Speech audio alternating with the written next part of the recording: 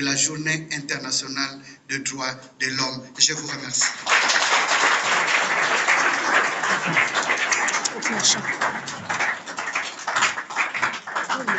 Merci, merci.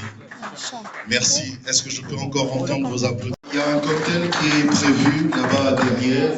Le protocole va nous aider également pour la photo de famille. Ça va se passer ici. Vous allez nous aider. Photo de famille avec son Excellence, Monsieur le ministre des Droits humains. Regardez.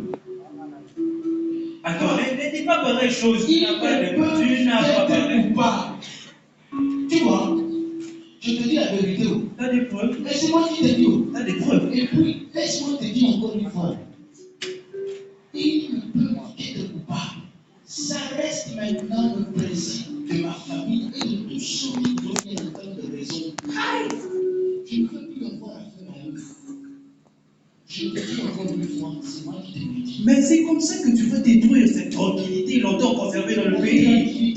C'est fini ce semblant de paix entre deux tribus qui ne s'aiment jamais. Je te dis la vérité. Pourquoi parler de ce sujet? C'est moi qui te le dis. Je t'ai appelé pour autre chose et puis tu me parles de... Il faut me laisser. Tu n'as pas vu le royaume mort. Eh, mais ça fait quoi? Ah, laisse-moi là.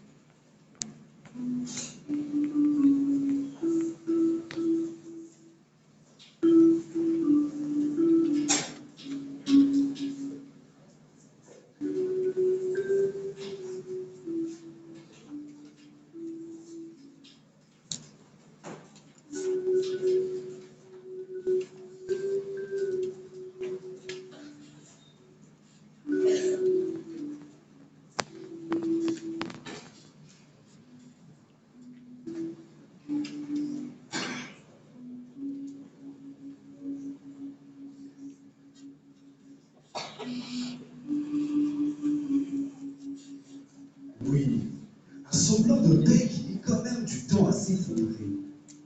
Jusqu'à ce qu'un jour, nous sommes au beau milieu de la grande forêt des paniers de Routine, près de la rivière. Des femmes mariées et des agriculteurs délus récoltent les fruits de leur dur labeur. La tension, pourtant négligeable, qui se faisait déjà sentir entre les deux villages, prit une toute nouvelle allure.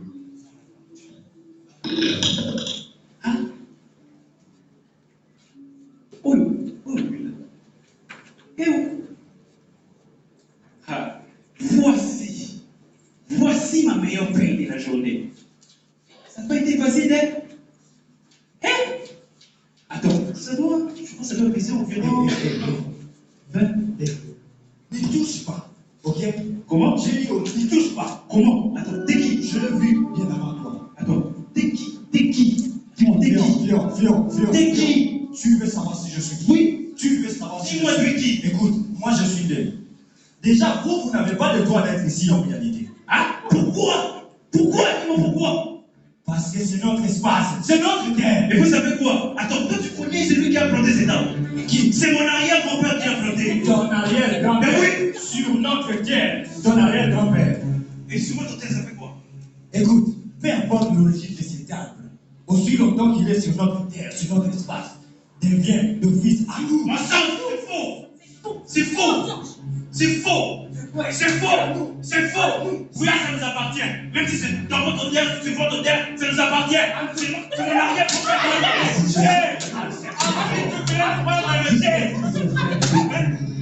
Tu formes deux corps, une partie annulée et toute revenue. Jusqu'à ce que l'immunité est dispersée et quelques blessés après cet affront.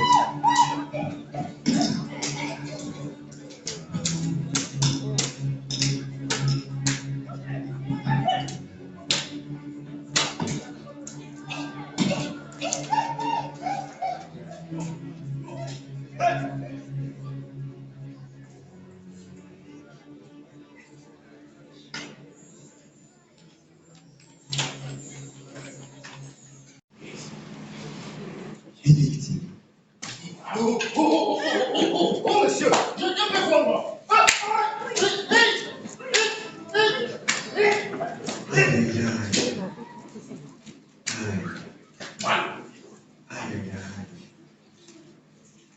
C'est comme ça, Dieu.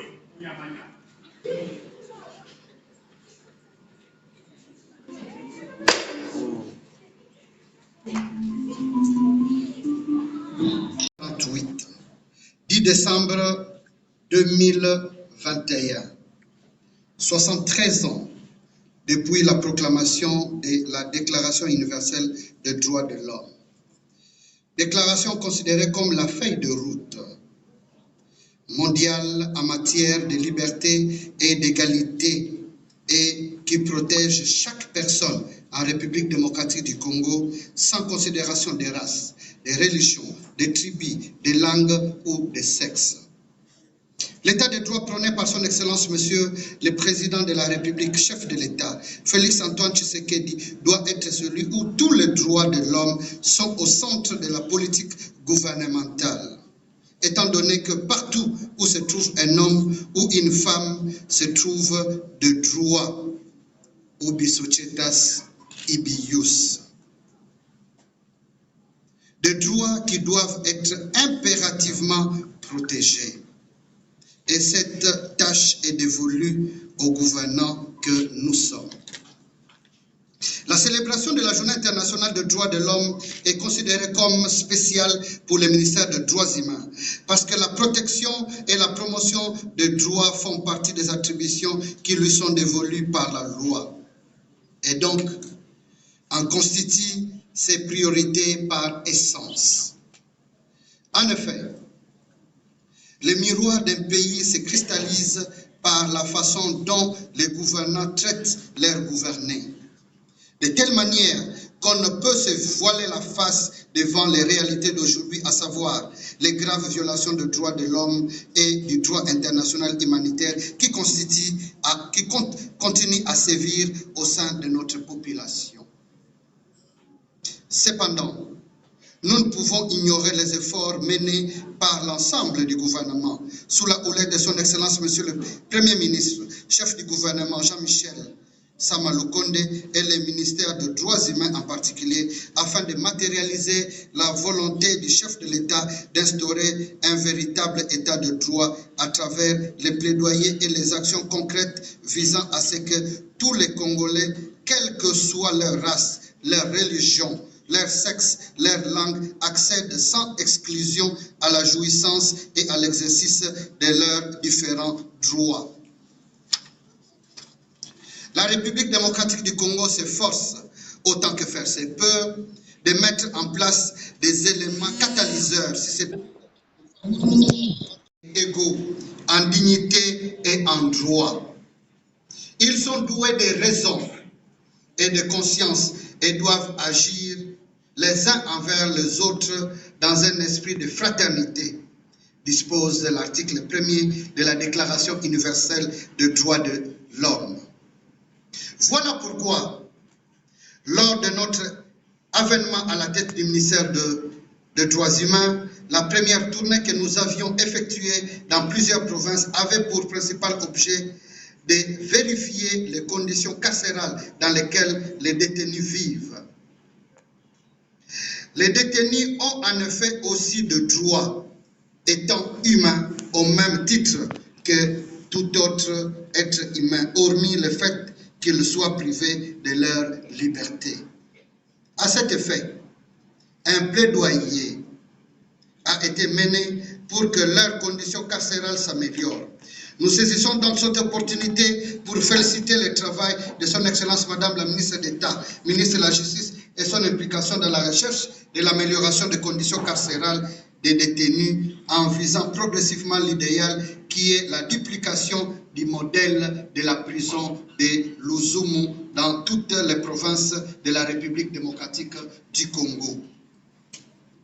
Nous ne pouvons parler de droits de l'homme sans évoquer le conflit à l'est de la République. Des conflits qui sont comme une plaie dans la conscience de tout Congolais et de tous les observateurs et amis du Congo épris de paix. Nous savons que les graves violations des droits de l'homme et du droit international humanitaire continuent à traumatiser nos concitoyens.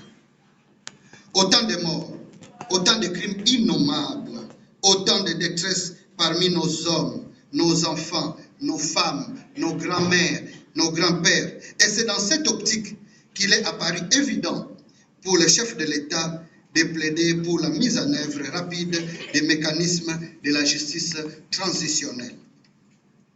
Alors que la justice classique n'a pas pu mettre fin à ces crimes de masse, ces crimes crapuleux et odieux, les massacres de Kamwina-Nsapu, de Kisangani, de Lituri, de Yumbi, les femmes enterrées vivantes à Mwenga, à Makobola, les désolations chez les Banounous et les Batende dans les Maïndombe, les crimes odieux commis au Sud Kivu et au Nord Kivu, dans les Tanganyika, au Ouélé et Bazouélé, les phénomènes, les victimes du phénomène Bundudia Congo, dans le Congo central, etc., etc. Des atrocités qui se sont parsemées un peu partout en République démocratique du Congo. Non par incompétence, mais pour des raisons évidentes que nous connaissons, notamment la position de force des auteurs moraux et matériels de ces différentes infractions, qui laissent les victimes abandonnées par la nation. Et ces victimes trouvent aujourd'hui un remède qui n'est rien d'autre que la justice transitionnelle. C'est rétroviseur qui est mis en œuvre par une société pour tenter de faire face à des exactions massives commises dans le passé.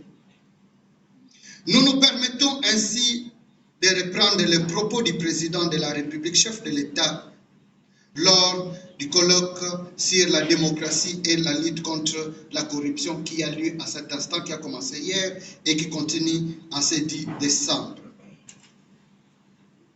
Mon pays ayant un long passif en termes de crimes de masse, j'ai pris une option saine pour la relance du processus de justice transitionnelle, pour lequel des consultations populaires vont bientôt débuter. Et dans ce cadre, j'ai mis en place une commission multisectorielle chargée de la mise en œuvre de la justice transitionnelle et qui travaille en étroite collaboration avec le gouvernement et le système des Nations Unies en République démocratique du Congo. Fin de citation. Ceux qui ne se souviennent pas de leur passé sont condamnés à les revivre, disaient Winston Churchill et Karl Marx. De fortes avancées sur l'implémentation de la justice transitionnelle sont à signaler depuis les derniers semestres. Dans ce cadre, notre ministère déploie tous les efforts pour que les propos du chef de l'État prennent forme et corps et à organiser en collaboration avec le Bureau conjoint des droits de l'homme plusieurs ateliers de renforcement des capacités dans plusieurs coins de la République auprès des potentiels acteurs clés de ce processus tels que les magistrats, militaires et civils, les personnels judiciaires, les policiers, la société civile, les chefs coutumiers, les jeunes et les associations de victimes, dont les survivantes évoluant autour du docteur Denis Mukwege, dont nous saluons l'implication dans la promotion des droits de l'homme dans notre pays à la suite du président de la République, chef de l'État, Félix-Antoine Tshisekedi Tshilombo. À la différence de la justice classique qui met plus l'accent sur l'auteur de l'infraction, la justice transitionnelle, elle, place la victime au centre de tout, et c'est dans ce contexte que les 21 et 22 juin 2021, nous étions à Chisuku, dans le Kasaï central, chez les Bakwanzeba, en vue de procéder à l'inauguration du mausolée à l'endroit des victimes, à l'endroit où des victimes avaient été fauchées innocemment par la soldatesque d'alors. À la suite du pardon sollicité à genoux par les ministres des droits humains, votre serviteur, la population fortement émue y a fait droit, mais en exigeant que les victimes puissent recevoir réparation.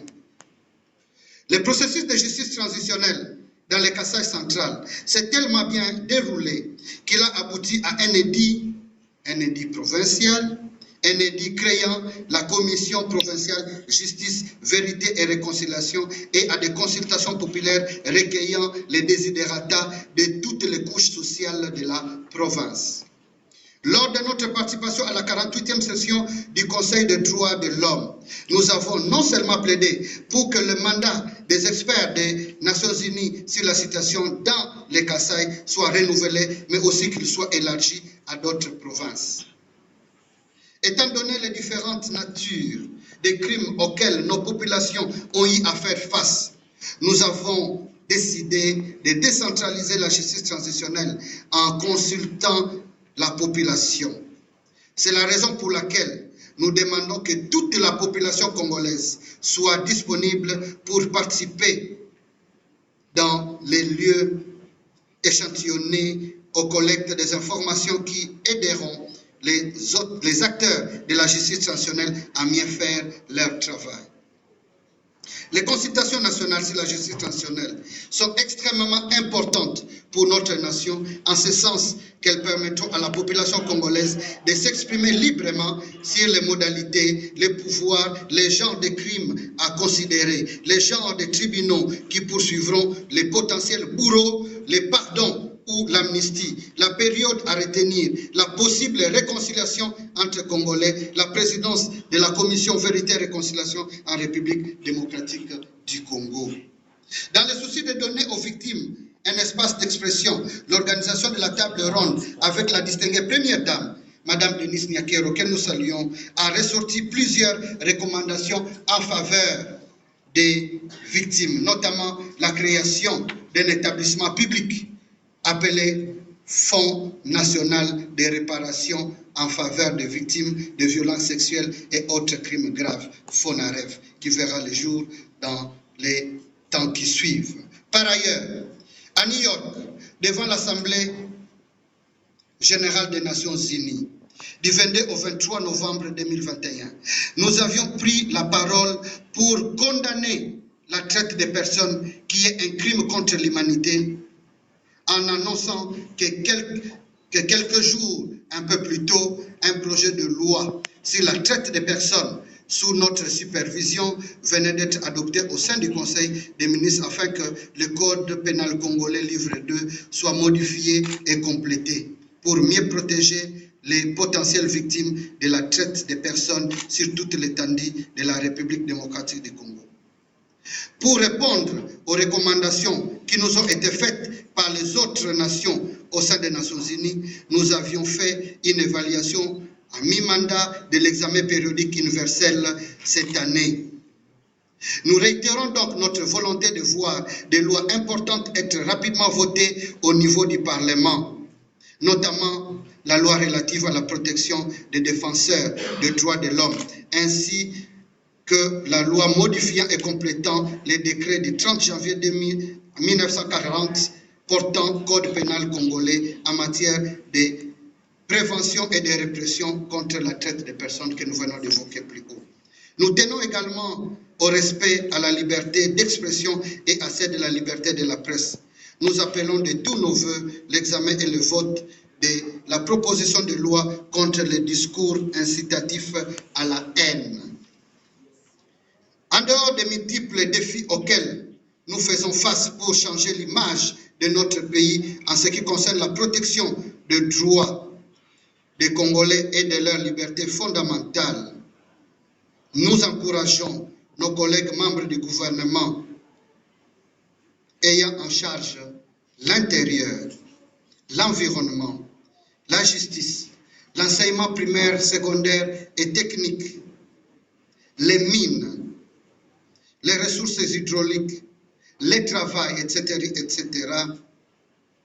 Les gouverneurs de province, tous, y compris ceux de province où l'état de siège a été déclaré, à promouvoir et à défendre les droits de l'homme dans les politiques et les programmes dont ils ont la responsabilité. Nous sommes focalisés sur, en dehors de cela, sur les minorités, sur les peuples autochtones, communément appelés les pygmées, appellation qui change selon les provinces, les Touas et autres. Longtemps discriminés et dont l'accès à plusieurs de leurs droits fondamentaux, comme le droit au travail, à la santé, à l'éducation, aux droits civils et politiques, reste encore un sérieux défi pour lequel nous sommes obligés de nous atteler. Je profite pour lancer un cri d'alarme aux pays comme le Canada, les États-Unis, l'Inde, l'Autriche et l'Australie, qui ont une longue tradition sur la sauvegarde des minorités ou des autochtones, pour un échange ou un partage d'expériences afin de mieux les protéger. Nous sommes au moins heureux que les présidents de tous les pygmées du Congo aient été invités et soient parmi nous, accompagnés de plusieurs des membres de sa communauté. Qu'ils sachent que notre ministère est vraiment déterminé pour leur protection et leur promotion.